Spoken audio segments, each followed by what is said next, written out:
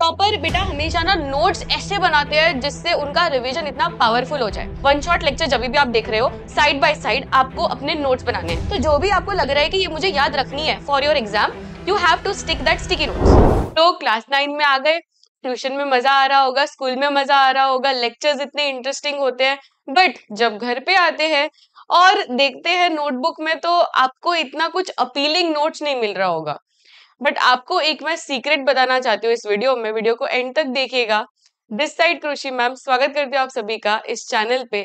तो इस वीडियो को जल्दी से 1.5x पे लगा दीजिए एंड वीडियो को एंड तक देखिए, बिकॉज ये वीडियो में आपको पता लगने वाला है हाउ टू मेक नोट्स जो टॉपर्स फॉलो करते हैं। टॉपर बेटा हमेशा ना नोट्स ऐसे बनाते हैं जिससे उनका रिवीजन इतना पावरफुल हो जाए, और यही सीक्रेट टिप्स आज के इस वीडियो में मैं डिस्कस करने वाली हूँ। आपको कब बनाने चाहिए notes, that is the question. क्योंकि आपको पता नहीं होता कि नोट्स कब बनाने हैं। आपको पता है कि नोट्स बनाने हैं, पर कब? आप या तो स्कूल में बनाना शुरू कर देते हो, या तो ट्यूशन में बनाते हो, या तो आप क्लासेस कर रहे हो तब भी बनाते हो, पर तभी हमें नोट्स नहीं बनाने हैं। I am talking about elaborative notes, not scribble वाले नोट्स।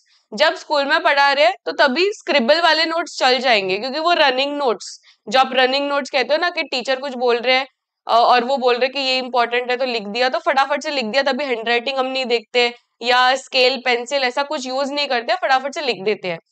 तो वो एक रनिंग नोट्स हो गए। Same goes with tuition, same goes with classes, क्योंकि तब हम फटाफट से पढ़ा रहे हैं और आपको नोट डाउन करनी है चीजें। So that is a different set of note. I am talking about वो नोट्स जो कि आप रिवीजन में यूज कर सको। ये तो आपने सोचा भी नहीं होगा कि अच्छा मैम ऐसा भी होता है, कुछ रिवीजन में यूज करने के अलग नोट्स होते हैं। यस, टॉपर्स हमेशा रिवीजन के लिए अलग नोट्स बनाते हैं, जिससे उनको एक सिस्टमैटिक स्टडी प्लान मिलता है। उनके एक अलग बुक बनाते हैं जिसमें उनके ना सारे नोट्स होते हैं, और वो नोट्स बनाने का तरीका आज के इस वीडियो में मैं आपको बताने वाली हूँ। सबसे पहले तो आप जब भी वन शॉट लेक्चर देख रहे हो, वो 3 घंटे का हो या 4 घंटे का हो, हमेशा आपके सामने एक नोटबुक आपको तैयार रखनी है। आप ले सकते हो 200 पेजेस का नोट, उसमें आप हर सब्जेक्ट का मिक्स कर सकते हो, या तो अगर आपको अलग अलग करना है तो 100 पेजेस की हर एक सब्जेक्ट की अलग अलग बुक बनाइए। पर वो बुक सिर्फ और सिर्फ वो पर्टिकुलर सब्जेक्ट के लिए होनी चाहिए एंड वही नोट्स के लिए होने चाहिए। उसमें कोई भी अलग चीज हमें नहीं लिखनी है। ऐसा नहीं होना चाहिए कि स्कूल की चीजें हम उसमें लिख दिए, कभी बुक भूल गए तो हाँ चलो वो नोट्स वाले बुक में लिख देंगे, ऐसे नहीं चलेगा। वो सिर्फ और सिर्फ खाली नोट्स के लिए होना चाहिए। अब उसमें आप क्या करोगे, वन शॉट लेक्चर जब भी आप देख रहे हो, साइड बाय साइड आपको अपने नोट्स बनाने हैं। अब नोट्स बनाने के लिए आपको कुछ चीजें लगने वाली है, जैसे कि आपकी पहले तो नोटबुक हो गई, अच्छी नोटबुक हो गई। There should be some colourful pens, अच्छी पेन होनी चाहिए। आप ब्लू पेन से लिखो, ब्लैक पेन से लिखो, पर कुछ साइड में अच्छी कलरफुल पेन्स होनी चाहिए, जैसे कि रेड पेन हो गया, ग्रीन पेन हो गया, ऐसे कुछ अच्छी कलर की पेन्स। फिर हाइलाइटर होना चाहिए आपके पास, स्टिकी नोट्स होने चाहिए। अब ये चीजें बेसिक चीजें हो गई। और एनसीईआरटी टेक्स्ट बुक होनी चाहिए। अभी जब भी आप एनसीईआरटी टेक्स्ट बुक देख रहे हो, पढ़ रहे हो और वन शॉट लेक्चर देख रहे हो, तभी तीनों चीजें साथ में होनी चाहिए। यहाँ पे वन शॉट लेक्चर, यहाँ पे एनसीईआरटी टेक्स्ट बुक एंड यहाँ पे अपनी नोट्स। अब क्या करना है, जब भी कोई टीचर बोल रहा है कि ये इंपॉर्टेंट है, फॉर एग्जाम्पल यहाँ पे मैंने एक मेरा ही सेशन लगाया है, टीचर बोल रहा है ये सब चीजें पढ़ा रहा है। अब यहाँ पे मैंने अपना लेक्चर ही शुरू कर दिया, यहाँ पे मैं पढ़ा रही हूँ, तो आप क्या करोगे, ये सब चीजें देखने में कितनी डिफिकल्ट लग रही है। अरे ये पूरा बोर्ड आपने भर दिया मैम, अभी कैसे होगा? तो ये ऐसे आपको डिफिकल्ट लग रहा होगा, पर जब भी आप नोट्स बनाओगे, इसी के नोट्स बनाओगे, तो आपको क्या करना है, हमेशा फ्लो चार्ट यूज करना है। जैसे कि अगर आपको सेल के बारे में लिखना है तो आप सेल बनाइए, इसका ऐसा फ्लो चार्ट बनाइए। फ्लो चार्ट में आप एनिमल सेल, प्लांट सेल, ऐसे अलग अलग बाइफर्केशन में लिखिए। तो इसमें आपको थोड़ा इजी, जब देखने को इजी लगेगा तब आपको पढ़ने का मन करेगा। अगर आप यही सेम चीज पैराग्राफ के फॉर्म में लिखोगे तो आप देख के ही एकदम कंटाल जाओगे कि ये इतना बड़ा पैराग्राफ कौन रीड करेगा। इससे अच्छा आप कुछ ब्यूटिफुली इस पूरे फ्लो चार्ट में डेकोरेटिव फॉर्म में लिखिए। एनिमल सेल, तो एनिमल सेल में प्लाज्मा मेम्ब्रेन रहता है, सेल वॉल नहीं रहता है, तो ऐसे सेल वॉल एब्सेंट करके लिख दीजिए। पूरा स्टेटमेंट हमें नहीं लिखना है, शॉर्ट फॉर्म में लिख देना है। यहाँ पे क्या लिखेंगे, सेल वॉल इज प्रेजेंट। तो इस तरीके से हमें थोड़ा सा ना शॉर्ट फॉर्म में, डेकोरेटिव फॉर्म में कलरफुल फॉर्म में, ऐसा सब हमें यूज करना है। जैसे कि वैक्यूल्स है, तो इसमें वैक्यूल्स छोटे होते हैं, वैक्यूल्स टेम्पररी होते हैं, इसमें वैक्यूल्स बहुत ही बड़ा होता है। तो आप समझ रहे हो, यू गेट द पॉइंट कि फ्लो चार्ट यूज करना है हमें। स्टिकी नोट्स, अब स्टिकी नोट्स कहाँ पे यूज करने हैं? स्टिकी नोट्स कैसे होते हैं? कलरफुल होते हैं, ब्लू कलर के, ग्रीन, पिंक, सब कलर्स के होते हैं। और वो हमें टेक्स्ट बुक में यूज करना है कि जब भी वो पर्टिकुलर टॉपिक आ रहा है, जैसे कि मैंने ये वीडियो में बोला कि ये वीडियो में साइटोप्लाज्म के बारे में मैं समझा रही हूँ, तो साइटोप्लाज्म वाला टॉपिक आप अपनी टेक्स्ट बुक में खोलेंगे और टेक्स्ट बुक में वो पर्टिकुलर चीज जो आपको लग रही है इंपॉर्टेंट है, वो आप स्टिकी नोट्स में लिख दोगे। जैसे कि वो इंपॉर्टेंट फॉर्मूला हो सकता है, या कोई इंपॉर्टेंट क्वेश्चन हो सकता है, पीवाईक्यू हो सकता है जो बहुत ज्यादा रिपीट हुआ है, तो वो वाला क्वेश्चन, रादर देन सर्चिंग, क्योंकि आपको अभी याद है वो क्वेश्चन, आपको अभी याद है वो कॉन्सेप्ट, पर हो सकता है 2-3 महीने में आप भूल जाओगे कि ये क्वेश्चन था, ये इंपॉर्टेंट था।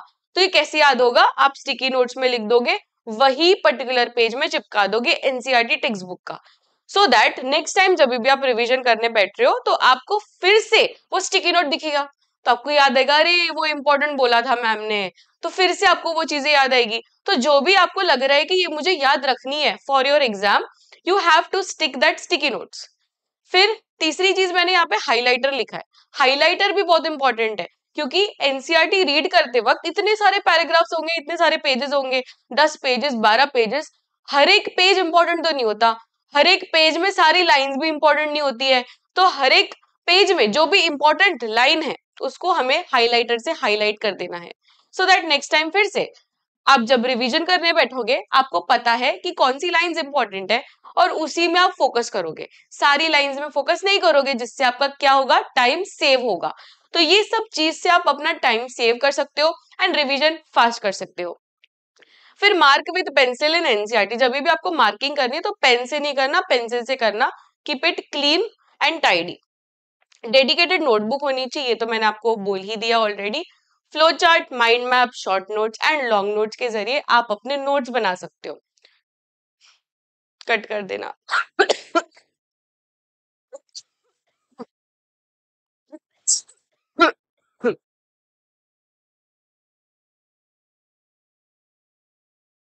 तो दो तरीके के यहाँ पे नोट्स होते हैं, एक तो शॉर्ट नोट्स होता है, दूसरा लॉन्ग नोट्स होता है। शॉर्ट नोट्स यानी वो नोट्स जो आप फटाफट से बना रहे हो, जैसे कि मैंने यहाँ पे बोला कि माइंड मैप हो गया, तो ये एक तरीके का शॉर्ट नोट हो गया। लॉन्ग नोट्स यानी उसी का थोड़ा सा लॉन्ग वर्जन। तो शॉर्ट नोट्स कब काम आएंगे? जब आपको वीकली रिविजन करना है, फास्ट फास्ट रिविजन करना है, 2-3 दिन में फिर से रिविजन करना है, तो शॉर्ट नोट्स में आप कर सकते हो। और वही पूरा चैप्टर अच्छी तरीके से पढ़ने के लिए लॉन्ग नोट्स भी हमारे पास होने चाहिए। अब बात आती है मुद्दे की बात कि ये सारे नोट्स हमें बनाने कब है? Right now.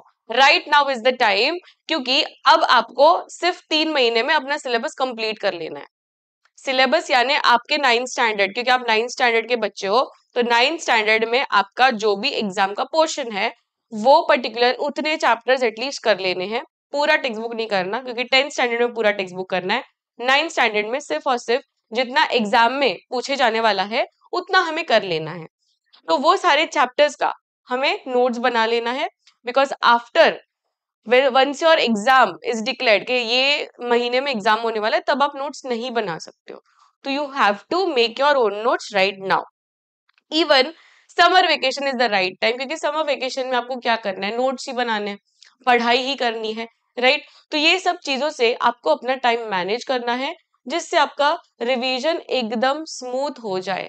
बेटा this is the key, revision जितना स्मूथ होगा उतने ही आपके मार्क्स अच्छे आएंगे, क्योंकि टॉपर्स दूसरा कुछ नहीं करते, कोई जादू नहीं करते हैं, कोई बाबा के पास नहीं जाते हैं, वो लोग भी पढ़ाई करते हैं बट स्मार्ट स्टडी करते हैं, वो लोग हार्ड वर्क नहीं करते हैं। So these are the smart study tips जो आप अगर फॉलो करोगे तो आप भी टॉपर बनोगे। ठीक है, सो दिस इज अ कृषि दीदी साइनिंग ऑफ। मिलते हैं नेक्स्ट वीडियो में। Till then keep smiling, take care, bye everyone.